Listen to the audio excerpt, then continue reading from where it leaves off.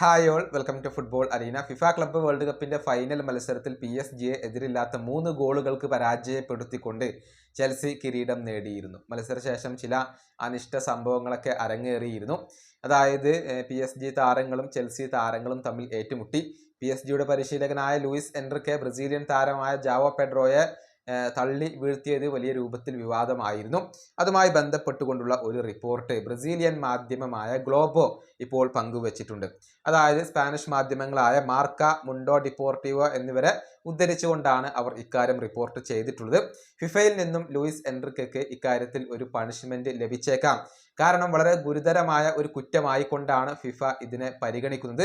പ്രത്യേകിച്ച് ഒരു പരിശീലകനിൽ നിന്നും ഇത്തരത്തിലുള്ള പെരുമാറ്റം ഉണ്ടായത് ഒരിക്കലും അംഗീകരിക്കാൻ കഴിയാത്തതാണ്. അതുകൊണ്ട് തന്നെ 3 മത്സരങ്ങളിൽ വരെ ലൂയിസ് എൻറിക്കയ്ക്ക് സസ്പെൻഷൻ ലഭിച്ചേക്കാം എന്നാണ് ഇവർ റിപ്പോർട്ട് ചെയ്തിട്ടുള്ളത്.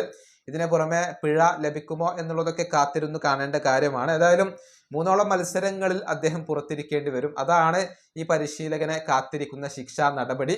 പക്ഷെ അവിടെ ഒരു ആശ്വാസമുണ്ട്. അതായത് ഫിഫ ക്ലബ്ബ് വേൾഡ് കപ്പിലെ മത്സരങ്ങളിൽ മാത്രമായിരിക്കും ഈ സസ്പെൻഷൻ ബാധകമാവുക. അതായത് 4 വർഷം കഴിഞ്ഞാൽ മാത്രമായിരിക്കും ഈ സസ്പെൻഷൻ ബാധകമാവുക എന്നാണ് ഇപ്പോൾ പ്രതീക്ഷിക്കപ്പെടുന്നത്.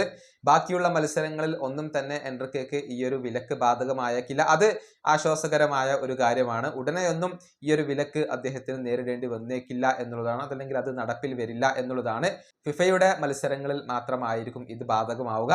ഏതായാലും ഈ വിഷയങ്ങളിലൊക്കെ ഇപ്പോൾ ഒഫീഷ്യൽ കൺഫർമേഷനുകൾ വരേണ്ടതുണ്ട്.